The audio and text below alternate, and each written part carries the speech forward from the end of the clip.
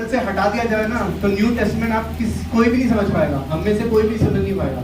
जो फसह का पर्व है ना, उसको बाइबल से हटा दिया जाए तो न्यू टेस्टमेंट कोई भी समझ नहीं सकता उसको। और अब मेरी चौथी वाणी जो बताई गई है, और सबसे पहले मैं परमेश्वर का धन्यवाद करता हूँ, मेरे को पहली बार चर्च में बोलने का मौका मिला है।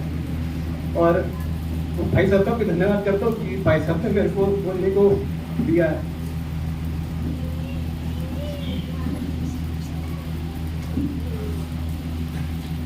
चौथी वाणी जो है मैथ्यू 27 चैप्टर 46 वर्स है। तीसरे पहर के निकट यीशु ने बड़े शब्द से पुकार कर कहा, एली एली लमा शबक्तनी, अर्थात हे मेरे परमेश्वर तूने मुझे क्यों छोड़ दिया। यीशु जब क्रूस में लटका हुआ था, उस पीढ़ी से गुजर रहा था, उस पीड़ा के अंदर यीशु बोल भी नहीं पा रहा था, और उस समय यीशु ने जोर से चिल्लाकर परमेश्वर से दुआई दी। यीशु ने कहा, हे मेरे परमेश्वर तूने मुझे क्यों छोड़ दिया। और यीशु ने कहा, एली एली लमा शबक्तनी। ये एली एली लमा शबक्तनी का ये अरामिक वर्ड है, और यही बात मरकुस 15 उसके 34 अध्याय में भी लिखी हुई है।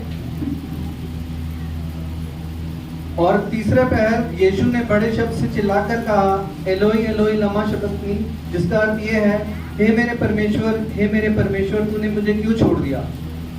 और उस समय यीशु ने ऐसा क्यों कहा और क्या कारण था कि परमेश्वर ने यीशु को, जो उसका एक लौता पुत्र था, ऐसी दशा में छोड़ दिया। और ऐसा इसलिए हुआ कि परमेश्वर ने किसी भी तरीके से पाप को स्वीकार नहीं करना चाहेगा, और उसका एक लौता बेटा ही क्यों ना हो। और इससे पता चलता है कि परमेश्वर ने हमसे इतना प्रेम किया कि उसने अपने इकलौते बेटे को हमारे पापों के लिए दे दिया। यूहन्ना 3 उसके 16 में लिखा है। और हम मरकुस 15 उसके 34 में देखेंगे, 35 में देखेंगे, सॉरी। जो पास खड़े थे उनमें से कुछ ने ये सुनकर कहा, देखो वह एलिया को पुकार रहा है। जो यहूदी लोग जो थे उसके जो पास खड़े हुए थे वो हंसी उड़ा रहे थे। और यीशु ने कहा, एली एली। तो यहूदी सोच रहे थे कि ये एलिया को पुकार रहा है। एलिया जिसका आगमन की प्रतीक्षा 700 साल से कर रहे हैं यहूदी लोग।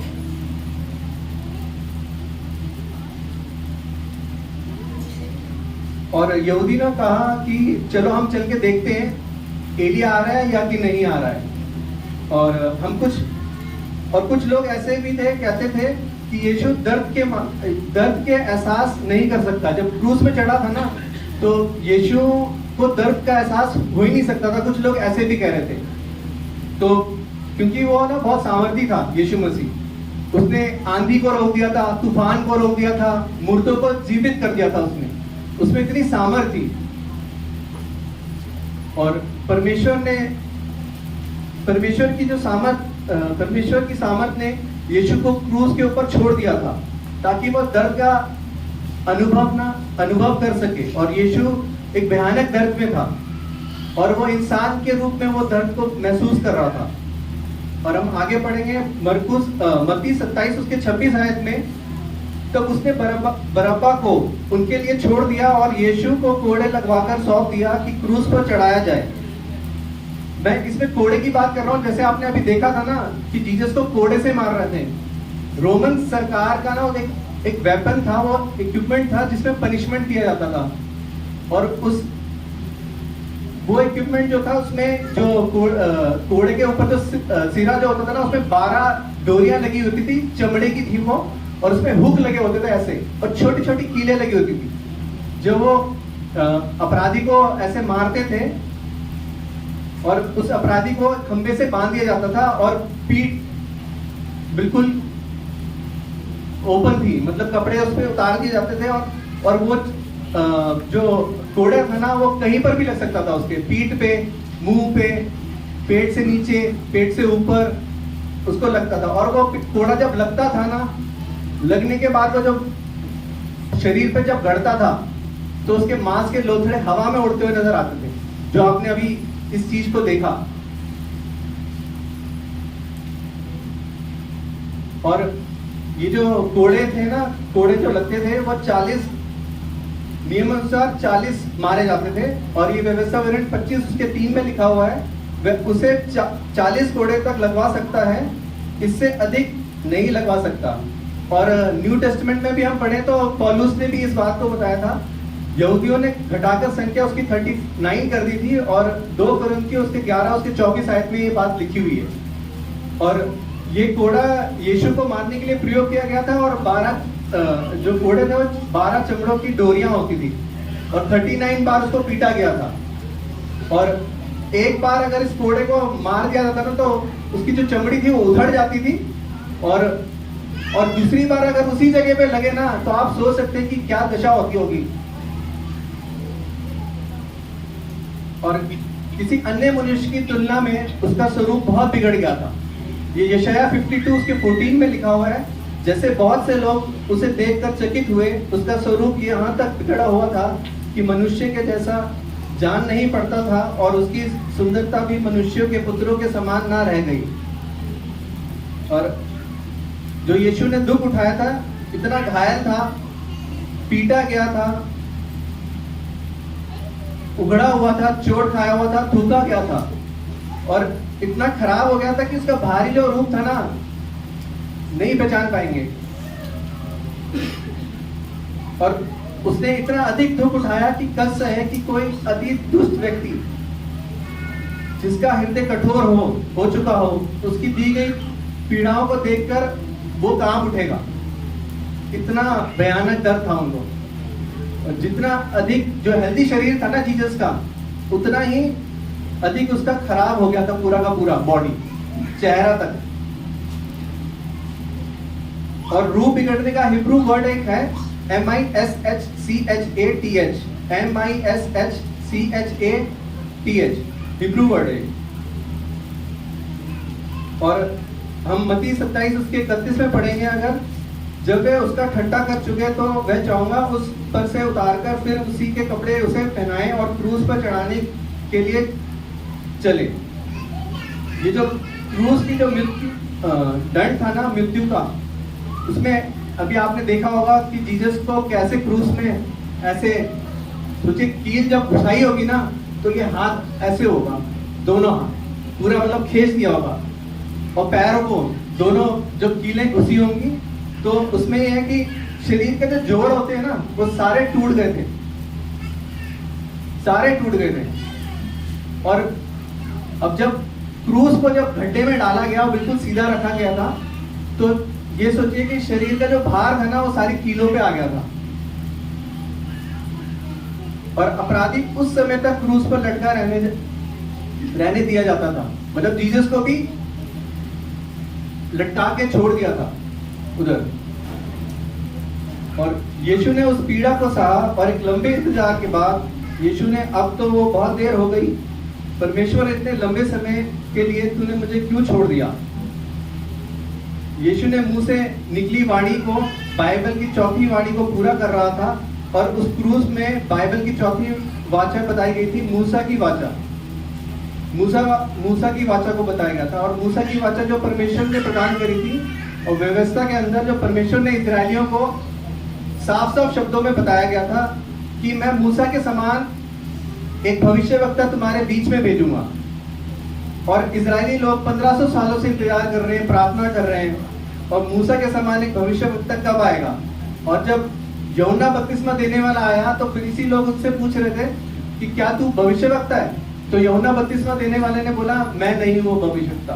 और ये बात यूहन्ना 1 उसके 20 उसके 21 में लिखी हुई है बात। और एक लंबा इंतजार परमेश्वर ने यहूदियों के लिए ठहराया, और यहूदी लोग लंबे समय से प्रतीक्षा कर रहे थे कि कब मूसा के समान एक भविष्यवक्ता इस संसार में आएगा, और मसीह कब इस संसार में आएगा। मूसा की इस वाचा को यीशु पूरा कर रहा था, और इजरायली बोल रहे थे, हे प्रभु कब, हे प्रभु कब तू मसीह को इस संसार में भेजेगा। और हम पुराने नियम में अगर पढ़ेंगे तो व्यवस्था विवरण 18 उसके 15 में लिखा हुआ है, यहोवा तेरा परमेश्वर तेरे मध्य से अर्थात तेरे भाइयों में से मेरे समान एक नबी को उत्पन्न करेगा, तू उसी की सुनना। और ये व्यवस्था विवरण की 15वीं भविष्यवाणी जो पूरी हुई थी, और यीशु मसीह ने उसको पूरा किया था। और यही बात न्यू टेस्टामेंट में हम देखें तो प्रेरितों के काम 3 उसके 22 से 26 में है, जैसे कि मूसा ने कहा, प्रभु परमेश्वर तुम्हारे भाइयों में से तुम्हारे लिए मुझसे एक भविष्यवक्ता उठाएगा, जो कुछ तुम में से कहे उसकी सुनना, परंतु प्रत्येक मनुष्य जो उस भविष्यवक्ता की न सुने लोगों में से नष्ट किया जाएगा। और शमूएल से लेकर उसके बाद वालों तक जितने भविष्यवक्ता बोले उन सब ने इन दिनों का संदेश दिया है। तुम भविष्यवक्ताओं की संतान और उस वाचक के भागी हो जो परमेश्वर ने तुम्हारे बाप दादाओं से बांधी, जब उसने अब्राहम से कहा, तेरे वंश के द्वारा पृथ्वी के सारे घराने आशीष पाएंगे। परमेश्वर ने अपने सेवक यीशु को उठाकर पहले तुम्हारे पास भेजा कि तुम में से हर एक को उसकी बुराई से फेरकर आशीष दे।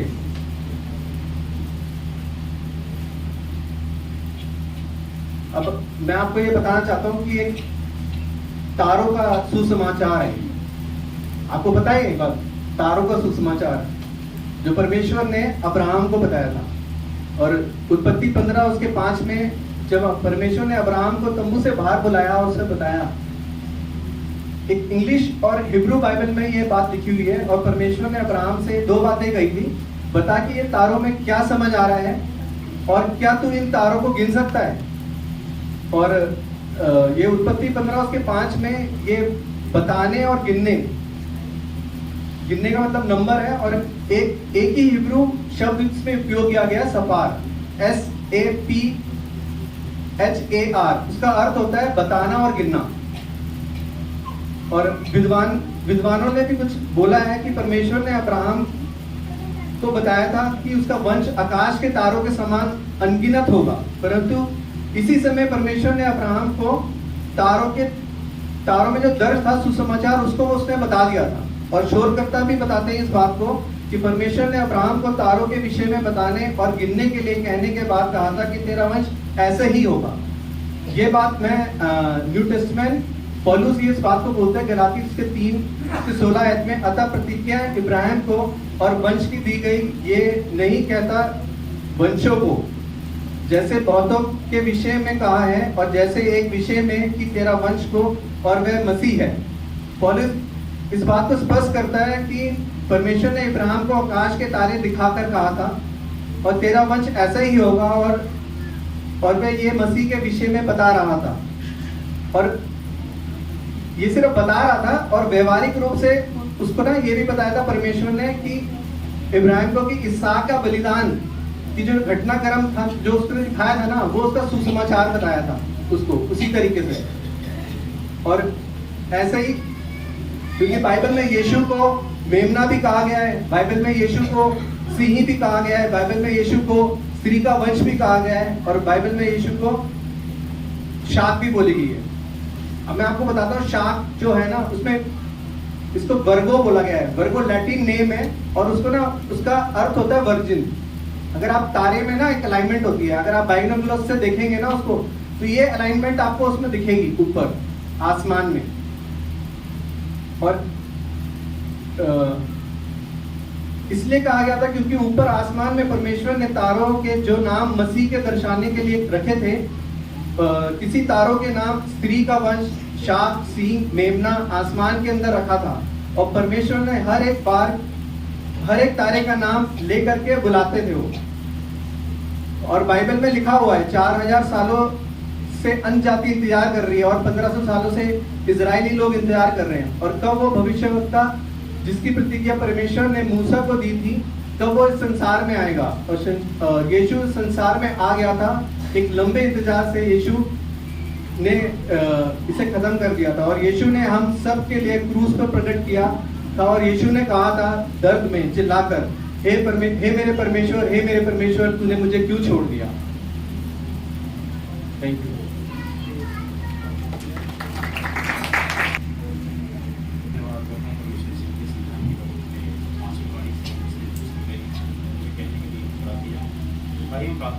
सब शक्तिमान परमेश्वर में आपका धन्यवाद करता हूँ प्रभु यीशु मसीह। मैं सीओ के लिए पिता परमेश्वर तेरी वेदी पर खड़ा होकर पिता परमेश्वर, भाई मेरी सामर्थ कुछ ऐसी है पिता परमेश्वर की मैं अपनी समझ से कुछ कह सकूँ तेरे विषय पर पिता परमेश्वर, लेकिन खुदा यीशु मसीह तू ही है पिता परमेश्वर। तेरा वचन कहता है तू ही सबको बुद्धि देता है, सबको समझ देता है प्रभु यीशु। परमेश्वर जो बाड़ी तूने मुझे दी है पिता परमेश्वर, उसमें बोलने के लिए सामर्थ्य समझ दे पिता परमेश्वर, एक एक शब्दों को तू नियंत्रण में रख परमेश्वर। और खुदा यीशु मसीह जो बातें मैं बोलूँ पिता परमेश्वर वो पहले मेरे जीवन में लागू हो पिता परमेश्वर, और हम सब के लिए पिता परमेश्वर प्रभु यीशु मसीह हर एक जन के लिए पिता परमेश्वर आशीष का कारण करे पिता परमेश्वर। मैं आपका धन्यवाद करता हूँ प्रभु यीशु मसीह, एक अपने आप को तेरे चरणों में झुकाता हूँ पिता परमेश्वर। और मैं इस योग्य नहीं पिता परमेश्वर, लेकिन तेरा पवित्र लहू मुझे योग्य बनाता है। मैं तेरा धन्यवाद करता हूँ यीशु के नाम से।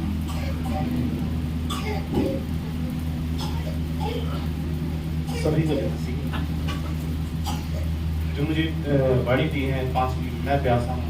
जब मैं इस वचन को पढ़ रहा था और मैंने काफ़ी चीज़ें सोची, जैसे उसने लिखा है जिसने समुद्र की हद ठहराई और जिसने लाल सागर को 2 भागों में बांटा, जिसने 40 साल तक इजराइलों को प्यासे नहीं रहने दिया, जो पतरस को पानी पर चलाया, जो कहता है कि मुझ पर विश्वास कर वह अनंत काल तक प्यासा ना होगा, जो खुद कहता है मैं जीवन का जल हूँ, वो कहता है मैं प्यासा हूँ।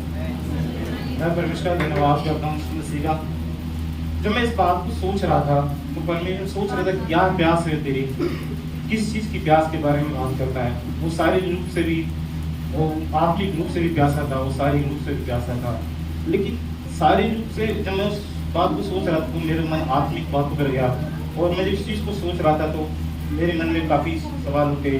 और मेरा एक सवाल है, यहाँ पर हर एक बैठे जितने माता पिता हैं उनसे मेरा एक सवाल है, क्या आपको जब ये पता चला हुआ कि आप एक माता पिता बनने वाले हैं, क्या आपने ये सोचकर अपने बच्चे को जन्म दिया या ये सोचकर उसका पालन पोषण किया होगा कि एक दिन में बड़े होकर गालियां दे, चोरी करे, अनाज्ञाकारिता करे, हर एक को बुरे काम करे जो संसार में होता है।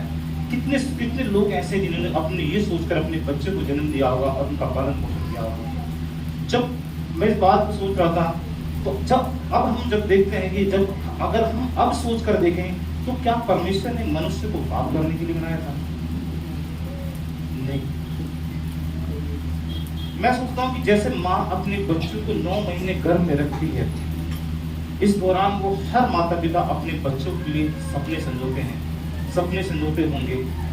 जैसे कि अगर वो लड़का होगा तो हम उसको इंजीनियर बनाएंगे, बेटी होगी तो डॉक्टर बनाएंगे, हम उसको ये पढ़ाई कराएंगे, हम उसको ये खिलाएंगे, हम उसको वो खिलाएंगे, हम दुनिया की हर एक अच्छी वस्तु से उसे किसी चीज़ की कमी नहीं होने देंगे। वैसे ही जब परमेश्वर ने कहा कि आप मनुष्य को अपनी समानता में बनाए, जब परमेश्वर भी मनुष्य को मिट्टी से बना रहा होगा, जब उस मनुष्य को बनाने की शुरुआत से लेकर मिट्टी में जान टूटने तक जितना समय लगा होगा, उस दौरान परमेश्वर ने भी मनुष्य के लिए सपने संजोए होंगे। उसने भी सपने संजोए होंगे कि ये मेरी महिमा करेगा, ये मेरी आज्ञा को मानेगा, ये है मेरी सेवा करेगा, ये मेरी राह पर चलेगा। लेकिन क्या बाइबल ऐसा बताती है कि हम सब ने पाप किया और परमेश्वर की महिमा से रहे। जैसे लिखा है कोई परमेश्वर को खोजने वाला नहीं, एक भी नहीं, कोई परमेश्वर को खोजने वाला नहीं था। अपनी इच्छाओं में हम दौड़ रहे थे, अपनी इच्छाओं को हम पूरी करने में लगे थे। लेकिन मैं सोचता हूँ कि जब मनुष्य ने पाप किया, जब मनुष्य ने गलतियां की, जब मनुष्य परमेश्वर के दंड के योग्य ठहरा, वो ये काम उस पाप से बचने के लिए, उस गुनाह, उस सजा से बचने के लिए जो परमेश्वर ने लिख के रखा था, ये सबसे पहले काम मनुष्य का होता कि वो परमेश्वर की खोज करता। ये उसके अंदर प्यास होनी चाहिए थी, लेकिन नहीं।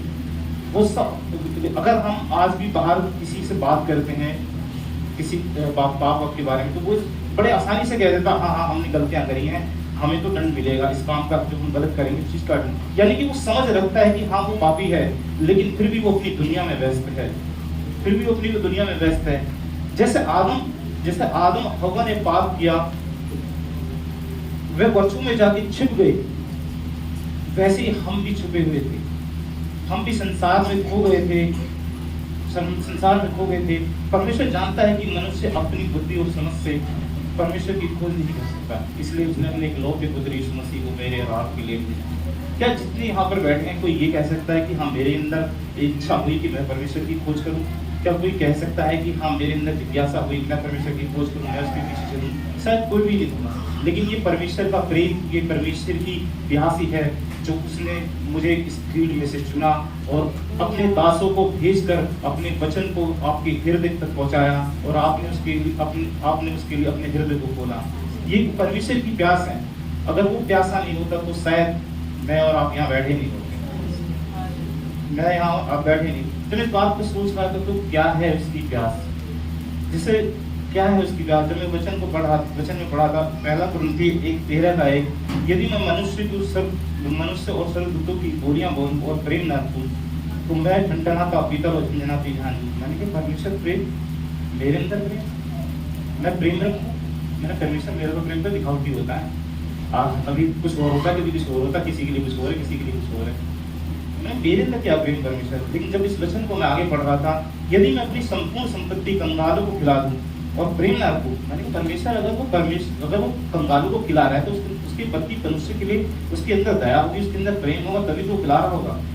तो अगर मैं प्रेम ना रखूं तो कुछ भी लाभ नहीं। मैंने किस तो परमेश्वर ने बात मुझे समझाई कि वो प्रेम नहीं जो मेरे अंदर प्रेम है, बल्कि वो प्रेम जो यीशु मसीह ने क्रूस पर मेरे और आपके लिए किया, वो उस प्रेम की बात करता है, उस प्रेम की बात करता है। यदि मैं उस प्रेम को ना रखूं, यदि मैं उस प्रेम को स्मरण ना रखूं, यदि मैं उस प्रेम में बना ना रहूं, यदि उस प्रेम में मैं ना चलूं तो मैं ठनठनाता पीतल झंझनाती झांझ हूं, अर्थात मेरी वैल्यू शून्य है। मैं कहूँगा सुनने की भी अपनी वैल्यू होती है, हम कहेंगे जय जय। और यदि मैं अपनी संपत्ति को धन दौलत को गरीबों में बांट दूं, यदि मैं उस बलिदान को न समझूं, यदि इस प्रेम में ना बनूं, यदि प्रेम में बना ना रहूं, यदि इस प्रेम को स्मरण ना रखूं जो यीशु मसीह ने क्रूस पर मेरे लिए आज हर एक चीज की कीमत मेरे और आपके लिए चुका दी, तो मेरा दान करना वो लाभ नहीं होता। आप परमेश्वर, आप जितने भी दान पुण्य करें, यदि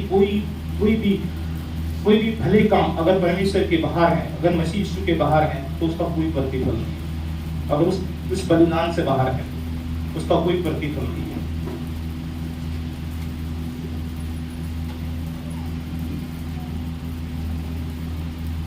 उसका वचन कहता है कुरिन्थियों 13:7 में, जो सब बातें सह लेता है, सब बातों की प्रीति करता है, सब बातों की आशा रखता है, सब बातों में धीरज रखता है। जब वो सिद्ध प्रेम जो परमेश्वर ने मेरे और आपसे किया, जो परमेश्वर ने क्रूस पर मेरे लिए आपके लिए अपनी जान को देकर उस प्रेम को करके दिखाया, ये जब वो प्रेम मेरे अंदर होगा तब मेरे लिए हर एक बात को सहने के लिए, भले ही मेरे लिए कुछ गलत बुरा हो, तब वो मुझे बल देगा और सब बातों की प्रीति रखेगा। उन गलत बातों में भी परमेश्वर हमें विश्वास होगा कि हाँ परमेश्वर मेरे लिए अद्भुत करेगा और आशा भी होगा और भरोसा भी होगा। और अंत में कहता सब बातों में धीरज धरेगा। और बाइबल बताती है कि जो अंत तक धीरज रखेगा उद्धार उसी का होगा। उद्धार कहाँ से है? उस प्रेम से जो यीशु मसीह ने मेरे लिए और आपको क्रूस पर करके दिखाया। वो चाहता है कि मैं और आप उस प्रेम में बने रहें, मैं और आप उस प्रेम को हमेशा स्मरण रखें, मैं और आप उस प्रेम को हर दिन याद रखें। जब मैं आगे पढ़ रहा था तो एक यूहन्ना का 21:25 और भी बहुत से काम हैं जो यीशु ने किए। यदि वे एक एक करके लिखे जाते तो मैं समझता हूँ कि पुस्तकें जो लिखी जाती वे संसार में न समझती। मैंने कहा परमेश्वर ये तो लिखे जाने चाहिए, तो तेरे अद्भुत काम है, तेरे वर्णन होता, तेरी महिमा होती। जब बात उसने मुझसे मैं सोच रहा था इस बात के लिए, तो बात मुझे परमेश्वर ने समझाई। उन अद्भुत कामों से परमेश्वर चाहता है कि मैं और आप जो क्रूस यीशु मसीह ने क्रूस पर मेरे जो आपके लिए किया, उस प्रेम में मैं और आप बढ़ जाएं। इसलिए उन बातों को नहीं लिखा गया। जब मैं इस बात को सोच रहा था कि जितने अगर हम क्या उसके जितने बारह चले रहे होंगे, क्या उन्होंने अद्भुत काम नहीं किए होंगे? क्या उन्होंने बड़े बड़े काम चिन्ह और चमत्कार नहीं किए होंगे? उन्होंने भी किए, उन्होंने भी मुर्दे जलाए होंगे, उन्होंने भी बहुत से थोड़ी कुछ अच्छा किया होगा, लेकिन उन बातों को नहीं लिखा, बल्कि उन बातों को लिखा गया जो मेरे लिए और मेरे और आपके लिए उस बलिदान में बने रहने के लिए, उस मेरे लिए उन्नति का कारण उन बातों को वचनों में लिखा गया। बहुत से लोग आज यीशु को जानने के बाद भी कहते हैं कि परमेश्वर ने मेरे लिए क्या किया। बहुत से लोग आज यीशु मसीह को जानने के बाद भी कहते हैं परमेश्वर ने मेरे लिए क्या किया।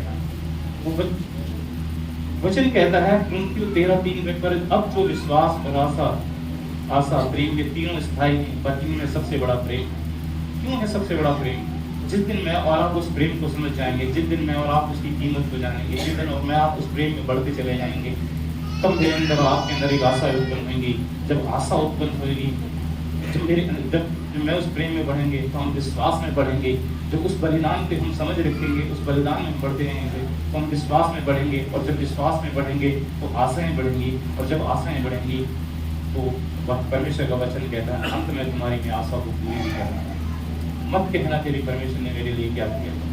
उस क्रूस की तरफ देखना, कहना, कभी जब कभी आपके किसी के मन में भी ये बात आए, किसी के मन में भी बात ये आए, जब कभी शैतान आपके दिमाग में चीज डाले, कुछ चुप रहना और उस क्रूस की तरफ देखना जो परमेश्वर ने मेरे और आपके लिए किया, उस प्यास से जो मेरे लिए और आपके लिए वो आया, उस प्यास की तरफ देखना, उस क्रूस पर देखना, तब आपको समझ में आएगा कि उसने मेरे लिए और आपके लिए क्या किया। कभी मत कहना कि उसने मेरे लिए क्या किया। उस क्रूस पर नजर रखना हमेशा, जैसा कहता लिखा है 12:2 में, इब्रानी 12:2 में, और विश्वास के कर्ता और सिद्ध करने वाले यीशु की ओर ताकते रहो, यीशु की ओर ताकते रहो। मत कहना कि यीशु ने मेरे लिए क्या किया। मेरे और आपके लिए वो आज भी प्यासा है। उसकी ये प्यास है कि हम प्यासे ना रह जाएं, उसकी ये प्यास है कि हम प्यासे ना रह जाएं उस धनी व्यक्ति के समान। लिखा है जब उस धनी व्यक्ति के समान, अभी हमने 2-3 सप्ताह पहले में दिए गए द्वारा ये मैसेज सुना था। जब मैंने काफी पहले इस वचन को पढ़ा था तो मुझे भी दृष्टांत में पढ़ रहा था तो मुझे कुछ समझ में नहीं आ रहा। मैंने परमेश्वर ये क्या है, और उसमें लिखा है कि तब उसने पुकार कर कहा, हे पिता अब्राहम मुझ पर दया करे। तब उसने पुकार कर कहा, हे पिता अब्राहम मुझ पर दया करके लाजर को भेज दे, ताकि वो अपनी उंगली का एक सिरा पानी में भिगोकर जीभ को ठंडी करे, क्योंकि मैं इस ज्वाला में तड़प रहा हूँ। मैंने क्या, परमेश्वर एक उंगली पानी में डुबोएगा तो कितना पानी आएगा। वो पानी अगर मैं एक गिलास पानी में अपनी उंगली को डुबोता हूँ और बाहर निकालता हूँ, ज्यादा से ज्यादा 1 बूंद पानी आएगा। और उस 1 बूंद पानी को यदि मैं 24 डिग्री सेल्सियस के तापमान पे ले जाऊँ तो पानी रहेगा? पानी नहीं रहेगा, पानी नहीं रहेगा। तो फिर मैं सोच रहा था परमेश्वर, अगर पानी भी पहुंच जाए तो क्या जो 24 डिग्री सेल्सियस के तापमान में तड़प रहा है, क्या उसकी एक बूंद पानी से प्यास बुझ जाएगी? है तो बात परमेश्वर ने समझाई कि उसको पानी की प्यास नहीं है। जो उसने परमेश्वर के वचन को तुच्छ जाना, जो उसने परमेश्वर के वचन की अनसुनी करी, वो उस एक वचन के लिए प्यासा था जो इसमें लिखा है। इसलिए कहता है वो एक वचन के लिए प्यासा था। वो जानता था कि इस पानी से प्यास नहीं बुझेगी मेरी, लेकिन वो जानता था कि परमेश्वर का एक वचन जीवन बदलने की सामर्थ रखता है। इसलिए परमेश्वर चाहता है कि इसलिए परमेश्वर कहता है कि मैं प्यासा हूँ, तुम प्यासे न रह जाओ। और वो कहता है कि मैं प्यासा हूँ कि तुम इस जल में से पीकर तृप्त हो जाओ, इस जल में से पीकर तृप्त हो जाओ। मैं सोचता हूँ कि यदि परमेश्वर प्यासा होता, जैसे उसके वचन में लिखा है, पढ़ना उसमें लिखा है यूहन्ना 28 के जो लिखा है 28 में, इसके बाद यीशु ने जानकर कि अब सब कुछ पूरा हो चुका, इसलिए कि पवित्र शास्त्र में जो कहा गया वह पूरा हो, मैं प्यासा हूँ। ये बात मतलब दर्शाती है परमेश्वर ने जब मनुष्य को सृष्टि की होगी ना, वो प्यास उसकी कब से बनी। अगर उसकी वो प्यास नहीं होती तो शायद वो परमेश्वर पहली प्रलय में खत्म कर देता, यहाँ तक बैठे नहीं होते। वो परमेश्वर प्यासा है मेरे और आपके लिए। वो चाहता है कि मैं जल में से भी, वो चाहता है कि परमेश्वर ने जो अपने पुत्र को भेजा है, हम मैं और उसके बलिदान पर उसके विश्वास करें और उसमें बढ़ें। वो प्यासा है। जब इस वचन को पढ़ रहा था तो मेरा वो काफी परमेश्वर ने मनुष्य को मौके दिए, उसने नाश नहीं किया, उसने दया की उन पर। जब परमेश्वर ने मनुष्य को बनाया, उसने पहला मौका दिया, फिर भी उसने पहला मौका दिया, लेकिन मनुष्य ने पाप किया और परमेश्वर की महिमा से अलग हो गया। परमेश्वर ने फिर उसको मौका दिया, प्रलय के बाद फिर मौका दिया कि चाहता था कि पढ़ो और जो मेरी प्यास है, जो मेरी इच्छा है तुम इसमें बढ़ते चले जाओ। लेकिन फिर उन्होंने अनसुनी करी। लेकिन फिर उसके बाद तीसरे में अपने उसने लौटे पुत्र को भेजा, जो कहता है कि हम मेरे और आप, उसके बाद कोई आने वाला नहीं, यीशु मसीह के बाद कोई आने वाला नहीं। इसलिए वो कहता है मैं प्यासा, पी लो जितना पीना, ताकि तुम प्यासे न रहो, ताकि मैं प्यासे सब कुछ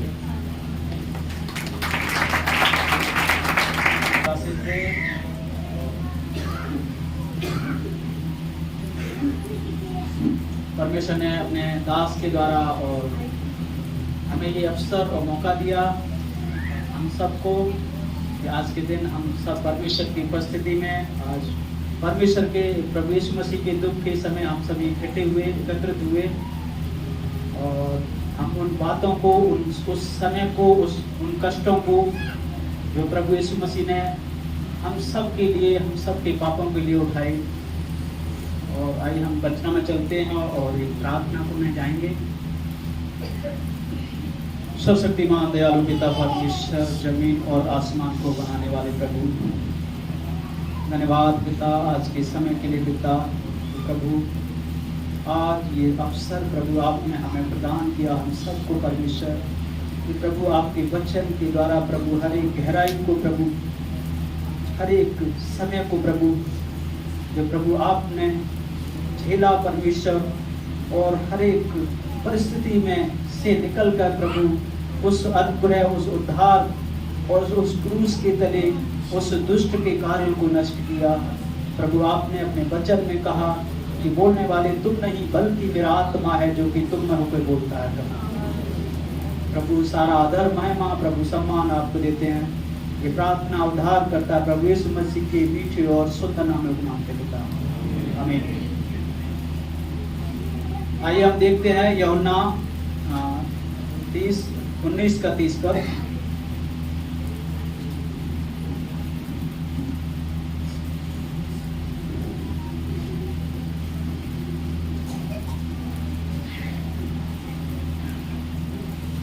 जैसा कि वचन मुझे दिया गया पूरा हुआ।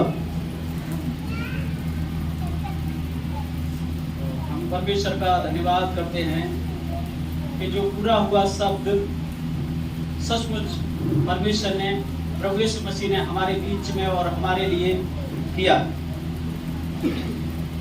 और उससे ऊपर देखते हैं कि जो सिरके से, जो मैं प्यासा हूँ और सिरके से भरा हुआ एक बर्तन रखा था, उन्होंने उसके सिरके को भीगे हुए स्पंज को जूबे पर रखकर उसके मुंह को लगाया और जब यीशु ने सिरका दिया तो कहा पूरा हुआ। जो प्यास प्रभु यीशु मसीह को लग रही थी और जो प्यास बढ़ी वो आज वो प्यास प्रभु यीशु मसीह ने अपने दासों को भी दी है और हम दासों के अनुसार हम सबको दी है कि आज उस वचन को लेकर के हम अपने जीवन में प्रभु यीशु मसीह के कार्यों को लेकर के उसका निर्वहन और जगह जगह जाकर हर परिस्थिति में जाकर हर एक दुख को सहकर हर एक पीड़ा को उठाकर हम परमेश्वर के वचन को देते हैं, क्योंकि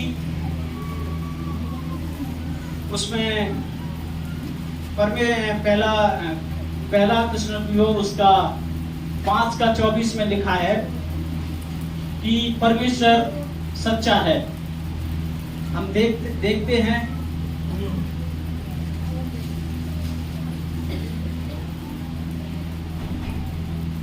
उसका पहला थिस्सलुनीकियों की पत्री उसका 5:24 में लिखा है कि तुम्हारा बुलाने वाला सच्चा है। कि सचमुच उस वचन के आधार पर हम प्रभु यीशु मसीह ने हम सबको ये बर्डन और ये अपना वचन दिया कि तुम्हारे बुलाने वाला सच्चा है और उसी के आधार पर हम भी समझते हैं कि हमारा परमेश्वर बुलाने वाला सच्चा है। तो क्यों हम पीछे रहें, क्यों ना हम परमेश्वर के वचन को और परमेश्वर की उस वाणी को उन लोगों तक पहुंचाएं जो वाणी जो वचन हम तक पहुंचे और आज हमने परमेश्वर पर विश्वास करके और परमेश्वर के उद्धार को प्राप्त किया। तो सचमुच वो समय है हमें परमेश्वर के वचन को, परमेश्वर के प्रचार को जगह जगह उस अंधकार में परमेश्वर की ज्योति को जलाने का। हम देखते हैं कि प्रभु यीशु मसीह ने अपने समय में और जब उन्होंने अपनी पिता की आज्ञा को मानने के लिए अपने पिता की जब आज्ञा को माना उन्होंने,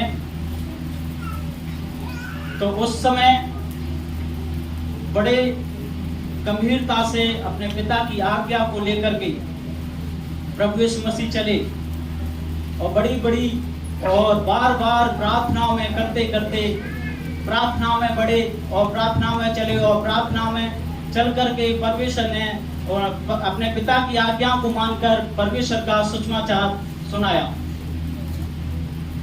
और जब परमेश्वर का सुसमाचार सुनाया तो बहुत से लोगों को प्रभु यीशु मसीह ने अपने साथ इकट्ठा किया, अपने चेलों को तैयार किया और परमेश्वर के प्रचार को आगे बढ़ाया। और जब परमेश्वर के प्रचार को सुसमाचार को आगे बढ़ाया तो सुसमाचार में बहुत सी बाधाएं और परमेश्वर उस समय जंगलों में होकर के, समुद्र में पानी पर चल करके और बड़ी नावों पर होकर के बड़े बड़े कार्यों को प्रभु यीशु मसीह ने किया, जो कि हम पूरे होते हुए एक बाइबल के वचन के अनुसार समझते हैं। बाइबल के अनुसार समझते हैं कि परमेश्वर ने किस प्रकार अपने पिता की आज्ञा को मानकर पिता की सुसमाचार को आगे बढ़ाया और हम आज वो वचन हम तक पहुंचाए। इस बात को हमें समझना होगा। और उस समय जो उसने चंगाई के कार्य को जो किया वो भी हम इस वचन के द्वारा जानते हैं। और वो चंगाई जो पूरी की, चंगाई का समय, और वो आज हम सब के बीच में हम सब भी उन चंगाइयों को होते हुए अपने दासों के द्वारा और परमेश्वर के वचनों के द्वारा होते हुए उन चंगाइयों को देखते हैं, चंगाइयों को देखते हैं। और शैतान के कार्यों को लास्ट में बचता है शैतान का कार्य, कि परमेश्वर ने शैतान के कार्यों को भी नष्ट किया। सब कुछ उसने अपने 30 साल तक उसने अपने परिवार के कार्यों को निर्वहन किया, अपने परिवार की जिम्मेदारियों को पूरा किया। और 30 साल के बाद 3.5 साल जो सेवा की और 3.5 साल के अंदर सुसमाचार प्रचार करना, चंगाइयों को देना और दुष्ट आत्माओं को निकालना, बड़े बड़े कार्य, ऐसे ऐसे कार्य किए जो कि आज बाइबल के द्वारा हम सब समझते हैं। और परमेश्वर ने, प्रभु यीशु मसीह ने हमें उस संसार से अलग किया कि हम आज समझते हैं कि परमेश्वर यीशु मसीह के द्वारा हमारे पास आज एक ज्योति है। और बहुत से लोग हैं जो अंधकार में फंसे हैं, वो नहीं समझते कि वो कहाँ और किधर, किस प्रकार, किस अंधकार में पड़े हैं। लेकिन आज हम समझते हैं कि हम प्रकाश, हम किस ज्योति में हैं और वो लोग किस बदवाई में हैं। अंधकार और ज्योति का डिफरेंस हमारे बीच में है। तो हम देखते हैं थोड़ा सा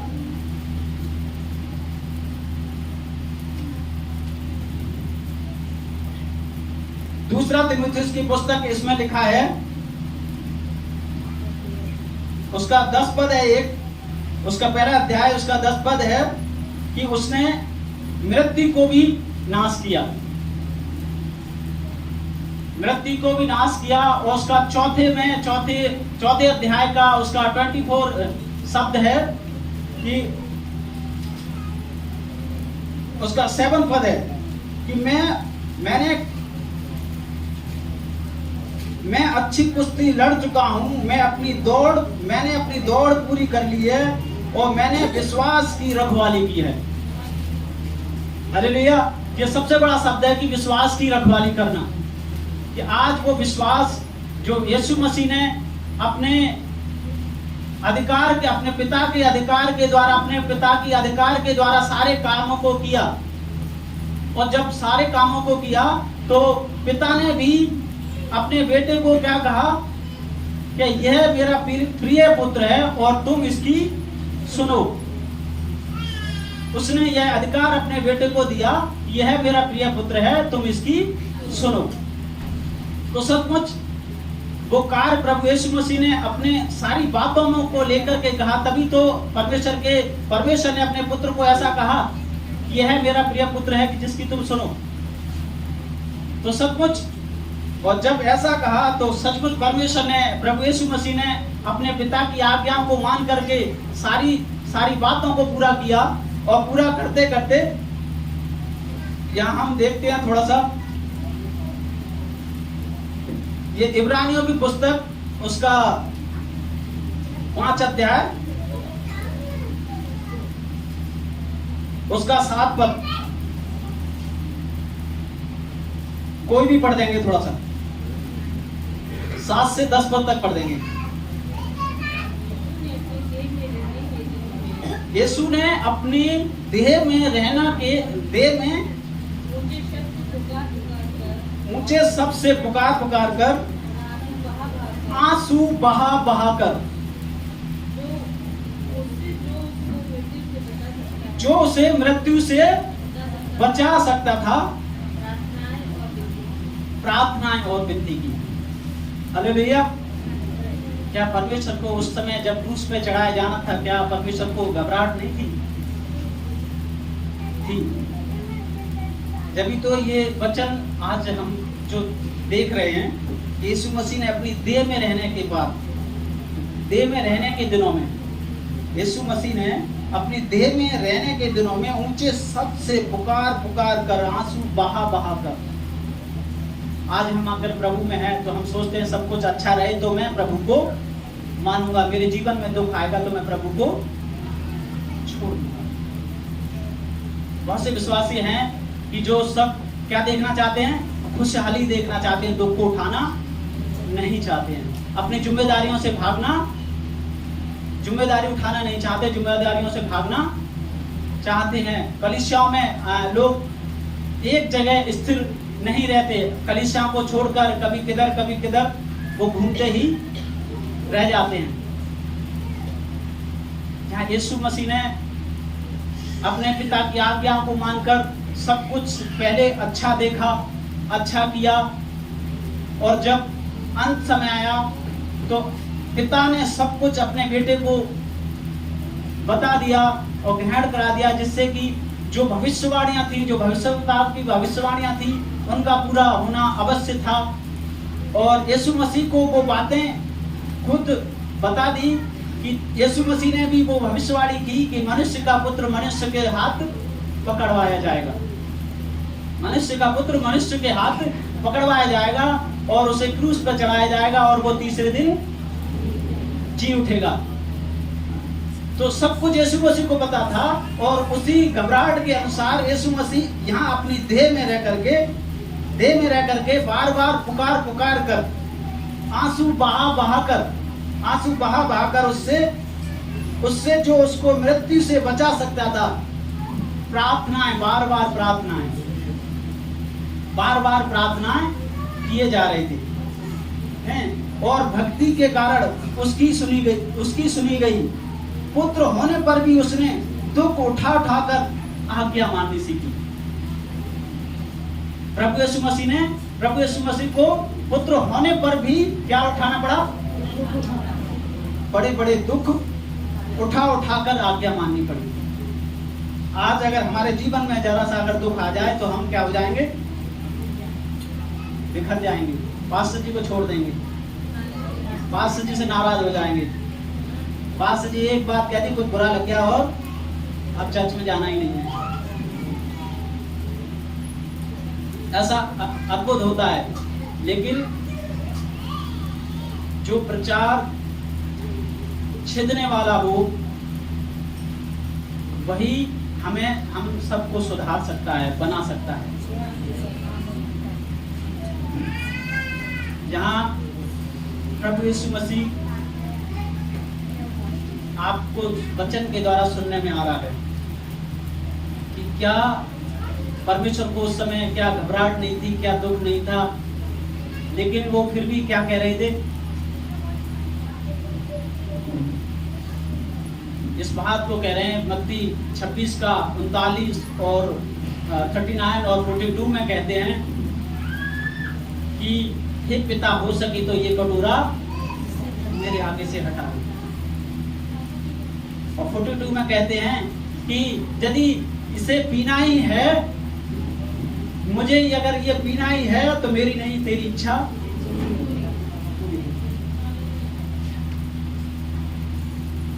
तो सचमुच हम अपनी जिम्मेदारियों से, अपने कर्तव्यों से, अपने दुख में, यदि परमेश्वर हमें अगर खुश देखना चाहता है, हम अपने कर्मों के कारण कर्तव्यों के कारण, कुछ गलत होने के कारण शैतान हमारे पीछे मुंह फाड़ कर खड़ा है। हम बच्चों के द्वारा देखते हैं कि शैतान शेर की नाई मुंह फाड़े हुए खड़ा है कि मैं किसको फाड़ दूं। अब ये समझना हमें है कि हम परमेश्वर का वचन यदि हमारे जीवन में है तो हमें किस प्रकार परमेश्वर के जीवन को, परमेश्वर की बातों को, परमेश्वर के कार्यों को, जैसा यीशु मसीह ने अपने पिता की आज्ञा को मान करके, अपने पिता की आज्ञाओं को सारी चीज में सह करके हमारे बीच में अपने आप को सहा, सारी चीजों में दुख उठाया और सारी चीज में उसने सह करके भी जब निकला तब पिता ने उसको तभी तो कहा कि ये मेरा प्रिय पुत्र है, तुम इसकी सुनो। और इसी में आगे और भी है, दुख उठाकर जब आज्ञा मानी सीखी और सिद्ध बनकर अपने सब आज्ञा मानने वालों के लिए सदा काल के लिए उद्धार का कारण हो गया। उद्धार का कारण हो गया और उससे परमेश्वर की ओर से मालिकाना हक की रीति का महायाजक का पद दे दिया। आज हम अपनी जिम्मेदारियों से, सारी चीजों से अगर भागते हैं, अगर ये शब्द, ये परमेश्वर के वचन जानने के बावजूद भी हम अपनी परमेश्वर के कार्यों को लेकर, चर्च कलीसियाओं के कार्यों को लेकर के हम अपने जिम्मेदारियों से अलग होते हैं, तो इसका परिणाम और किसी पे नहीं बल्कि आपके जीवन पर ही होगा। जैसा यीशु मसीह ने हमें वचनों के आधार पर सीखना होगा, समझना होगा और उस पर चलना होगा, उस कार्यों को करना होगा कि जैसा प्रभु यीशु मसीह ने अपने वचन के द्वारा हमारे जीवन में डाला है। जैसा यीशु मसीह ने भी अपने पिता की उन शब्द की आज्ञाओं को मान करके अपनी माता को भी नहीं कहने के लायक नहीं छोड़ा किसी को। कोई बाइबल में ये शब्द नहीं कह सकता कि बाइबल के द्वारा कि यीशु मसीह ने ये पूरा नहीं किया। अंत समय तक, वो क्रूस के चढ़ाए जाने के समय तक उन्होंने अपनी माता को भी यूहन्ना के हाथ सौंप दिया।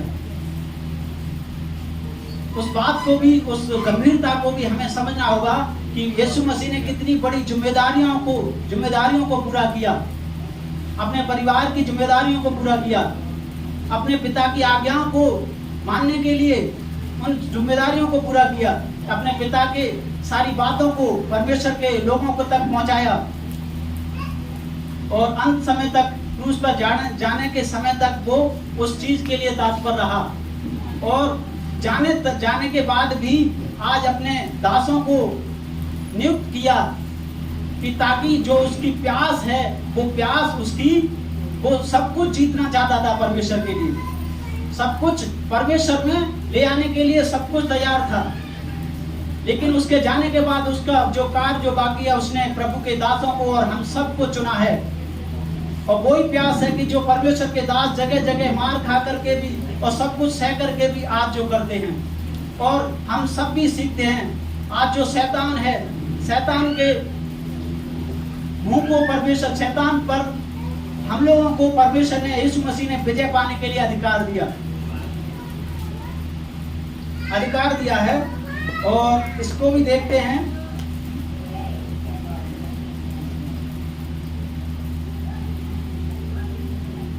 इसका इब्रानियों की पुस्तक 2 अध्याय उसका 8वां पद है कि तूने सब कुछ उसके पांवों के नीचे कर दिया। यीशु मसीह ने सब कुछ, शैतान की हर एक चाल को, शैतान की हर एक जो वो समझता है कि मैं किसको फाड़ता हूं, हर एक बात को हमारे भीतर अंदर डाल दिया। और शैतान के हर एक चाल किसके बस में है? प्रभु के लोगों को उसमें है कि प्रभु यीशु मसीह ने अधिकार दिया कि तुम मेरे नाम के द्वारा शैतान के हर एक चाल को तुम अपने पैरों तले रौंद दोगे, पैरों के तले रौंद दोगे। और जब वो क्रूस पर चढ़ा, सब कुछ पूरा होने के बाद, तो उसने कहा, उसने मौत को भी कहा कि हे मृत्यु तेरा डंक कहाँ रहा।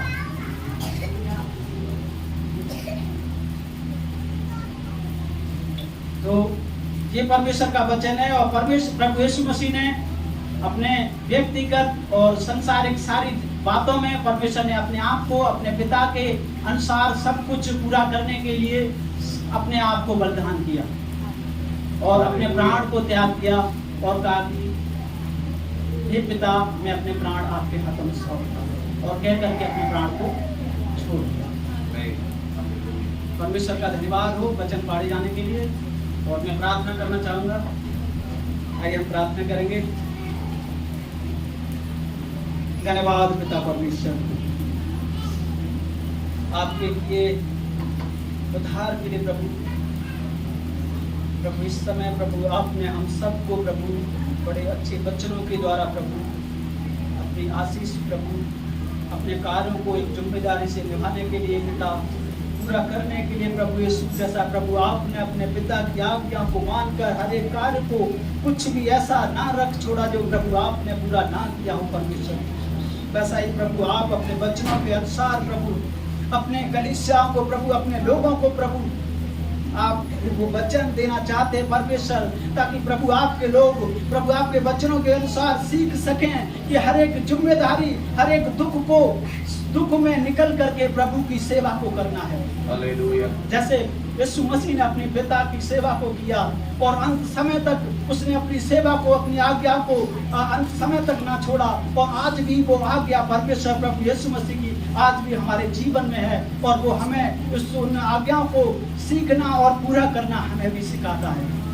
प्रभु हम धन्यवाद करते पिता, सारी बातों को प्रभु हम अपने जीवन में प्रभु लेके आते हैं प्रभु, और उन्हें सीख के परमेश्वर आपके अद्भुत कार्य परमेश्वर जो प्यास है परमेश्वर प्रभु जो अंधकार है प्रभु तेरी ज्योति को वहां जला सकें प्रभु, और तेरी प्रभु ज्योति में हम चल सकें परमेश्वर। और प्रभु संसार में प्रभु आज जो दुष्ट परमेश्वर जो शैतान परमेश्वर प्रभु जो हाँ प्रभु तेरे लोगों को परमेश्वर घात करना चाहता है परमेश्वर, प्रॉब्लम समस्या में डालना चाहता है परमेश्वर प्रभु सचमुच परमेश्वर प्रभु शैतान को परमेश्वर प्रभु आपने अपने वचन के द्वारा प्रभु हम सबको अधिकार दिया है कि उसकी चाल को हम समझ सकें परमेश्वर, जो परमेश्वर के लोगों से प्रभु दूर करना चाहता है पिता परमेश्वर, और दूर करके परमेश्वर को नाश करना चाहता है परमेश्वर। लेकिन प्रभु हम आपका धन्यवाद करते पिता कि प्रभु जितनों ने परमेश्वर प्रभु तेरे वचन को सुना है पिता, वो प्रभु अपने प्रभु यीशु मसीह आपके वचनों में होकर प्रभु आपकी आत्मिकता और अपनी सामर्थ्य से भर जा पाता पिता, ताकि शैतान की हर एक चाल को प्रभु समझ सकें प्रभु, और समझ के प्रभु तेरे वचनों के द्वारा परमेश्वर प्रभु तेरी सामर्थ के द्वारा प्रभु हर एक दुष्ट की चाल को शैतान के कार्य को प्रभु अपने पैरों तले प्रभु जो आपने क्रूस के तले रौंदा परमेश्वर वो अपने पैरों तले प्रभु तेरे नाम से रौंदने पाए प्रभु।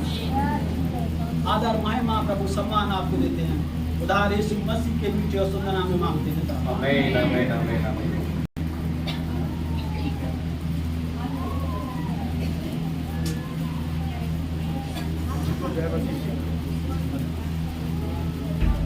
सबको जय मसीह की। जैसा कि मुझे यहाँ ये वचन मिला है, आखिरी वाणी है ये प्रभु ने जो क्रूस पे से बोली थी। हम मेरे साथ निकालेंगे लूका सुरचित समाचार उसकी 23 अध्याय उसका 44 और 46 है। लगभग दोपहर से तीसरे पहर तक सारे देश में अंधेरा छाया रहा और सूर्य का उजाला जाता रहा और मंदिर का पर्दा बीच से फट गया, और यीशु ने बड़े शब्द से पुकार कर कहा, हे पिता, मैं अपनी आत्मा तेरे हाथों में सौंपता हूँ। और ये कहकर उसने प्राण छोड़ दिए। प्रभु यीशु मसीह उस क्रूस पर से जो आखिरी वाणी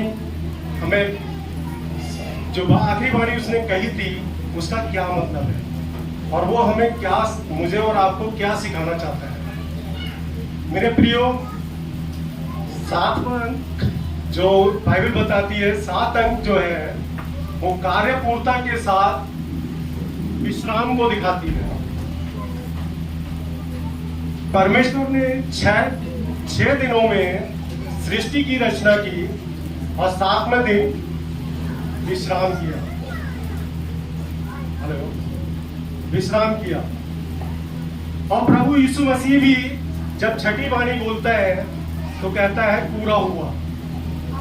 अर्थात उसने उस मानव जाति के उद्धार के कार्यों को पूरा किया और उसके आने का जो मिशन था, इस धरती पे आने का जो मिशन था, वो पूरा हुआ। बाइबल, प्रभु और चीजें सारी आपस में बिल्कुल एकदम मिली हुई है। प्रभु को यहाँ लटके हुए, क्रूस पे चढ़े हुए लगभग 5 से 6 घंटे बीत चुके हैं। बहुत सी यातनाओं के बाद प्यास की पराकाष्ठा से गुजर रहा था और वह ऊंची आवाज में ये वाणी बोल रहा है। यह ऊंची आवाज जो बोल रहा है, क्या उसमें कोई क्रोध है, कोई कड़वाहट है या किसी तरह की हार की ये वाणी? नहीं प्रियो, ये पूर्ण तरह से जीत की और विश्वास में आनंद से भरी वाणी है। यहां पर हम देखते हैं दाऊद ने जब ये वाली प्रार्थना की थी, उसको देखेंगे हम भजन संहिता 31 उसकी 5 में इस प्रकार लिखा है, मैं अपनी आत्मा तेरे हाथों में सौंपता हूं।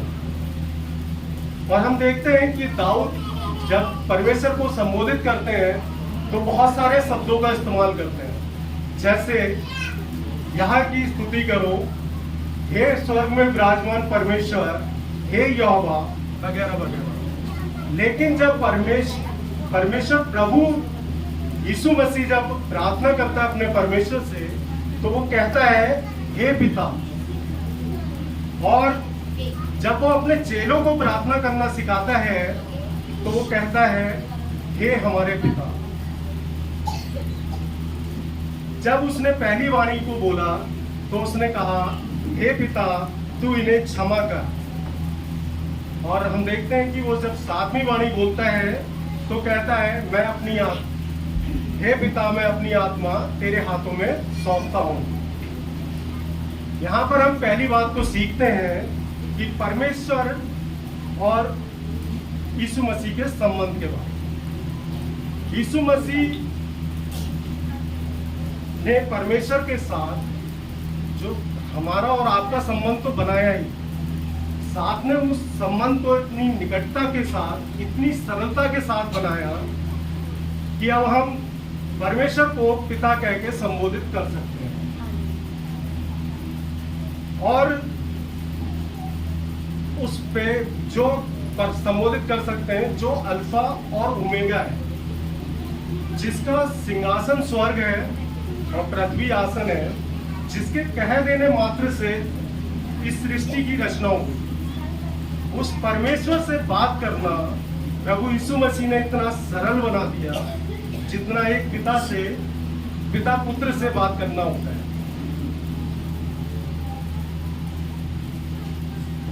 अब इस बात का क्या सबूत है कि प्रभु ने ये वाकई कर दिया?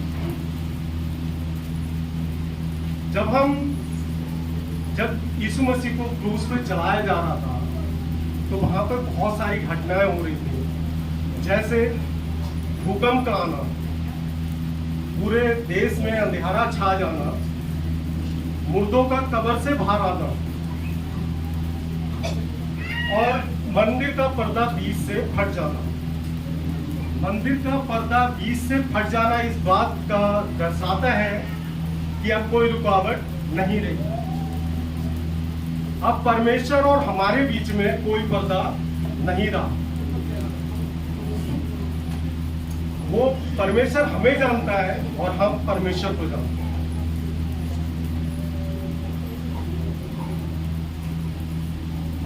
जानते हैं। और वह हमारी सुनता भी है। तो ये वाणी परमेश्वर और यीशु मसीह के संबंध को बताती है। परमेश्वर यीशु मसीह ने परमेश्वर के ऊपर जो विश्वास रखा, भरोसा रखा और अपनी आत्मा उसने अपने पिता के हाथ में सौंप दिया और उसने उस आत्मा को सुरक्षित रखा ताकि वो फिर वापस उसको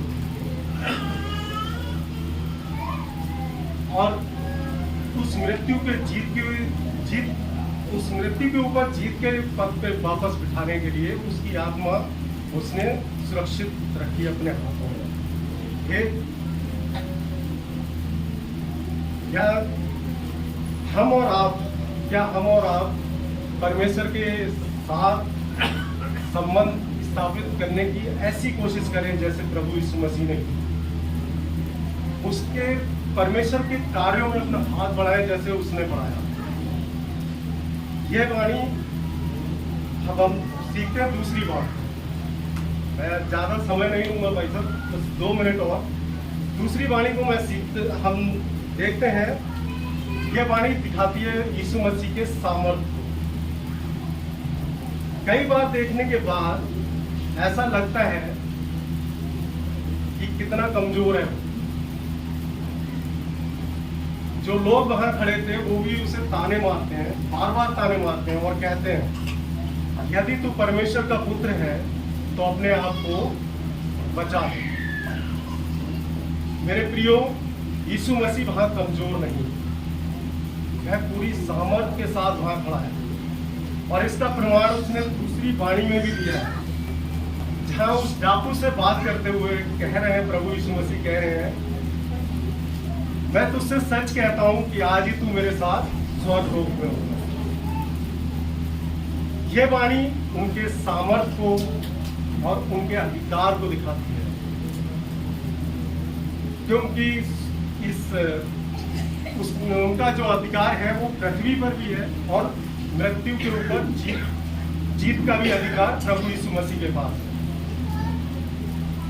हम देखते हैं यूहन्ना 10 और उसकी 17-18 आयत में लिखा है। मैं खुद ही पढ़ देता हूँ ज्यादा टाइम ना लेते हुए। पिता इसलिए मुझसे प्रेम रखता है कि मैं अपना प्राण देता हूँ कि उसे फिर ले लूं। कोई उसे मुझसे छीनता नहीं, वरन मैं आप देता हूँ। मुझे उसके देने का भी अधिकार है और उसे फिर वापस ले लेने का भी अधिकार है। ये आज्ञा मेरे पिता से मिली है। जैसे मैं और आप कितने भी दुष्ट क्यों ना हो, कितनी भी बुराइयां हम में हो, कितनी भी पूर्णता हम में हो, जब हमारे बच्चे हमारे पास कोई अपना सामान रखवाते हैं तो हम उनका सामान खुशी खुशी रख लेते हैं। और जब वो हमारे पास वापस उस सामान को मांगने के लिए आते हैं तो हम वो सामान उसी खुशी के साथ उन्हें वापस लौटा देते हैं। यहाँ यीशु मसीह 5-6 घंटे से लटका हुआ है। एक व्यक्ति को ऐसे में, एक साधारण व्यक्ति को बहुत मुश्किल हो जाता है सांस भी ले पाना, परंतु यीशु मसीह वहां जोर से चिल्लाकर कह रहे हैं, हे पिता, मैं अपनी आत्मा तेरे हाथों में सौंपता हूँ। मत्ती में इस प्रकार लिखा है, तब यीशु ने बड़े शब्द से चिल्लाकर अपने प्राण छोड़ दिए। मरकुस में भी इसी प्रकार इसी समान लिखा है। लूका में लिखा है, हे पिता, मैं अपनी आत्मा तेरे हाथों में सौंपता हूँ, यह कहकर प्राण छोड़ दिए। यूहन्ना में लिखा है, और सिर झुकाकर प्राण त्याग दिए। इस प्रकार उसका प्राण किसी ने लिया नहीं, बल्कि उसने खुद दे दिया, क्योंकि उसको प्राण देने का भी अधिकार है और प्राण वापस लेने का भी अधिकार है। जब उसने चाहा, अपना प्राण हम पापियों के खातिर दे दिया, और जब उसने चाहा उस प्राण को उसने वापस लिया, ताकि भविष्यवक्ताओं के द्वारा जो हजारों साल पहले वचन कहे गए थे वो पूरे हो। देखो, वह तीसरे दिन जी उठेगा। आज इस संसार में ऐसा कोई नहीं, आज इस संसार में ऐसा कोई व्यक्ति है जिसके ऊपर आप भरोसा कर सकें, चाहे वो गुरु हो, टीचर हो, भाई हो, बहन हो, कोई भी जिसको आप अपना सब कुछ सौंप सकते हैं, अपनी आत्मा भी। मेरे प्रियो, ऐसा कोई नहीं सिवाय परमेश्वर के, सिवाय परमेश्वर के। वही है जो भरोसे के और विश्वास के लायक है, चाहे वह पृथ्वी पे हो, चाहे वह स्वर्ग में हो। अगर हम उस पर पूरा भरोसा रखेंगे, अपना सब कुछ उसके हाथ में सौंपते हैं, अपनी आत्मा भी, तो वह सुरक्षित रखेगा, वह उसे सुरक्षित रखेगा और कोई उसे नष्ट नहीं करने पाएगा। क्योंकि उसने मेरा और आपका चित्र कहाँ बनाया है? अपनी हथेली पर। वह भूलेगा नहीं, वह फिर आपको देगा,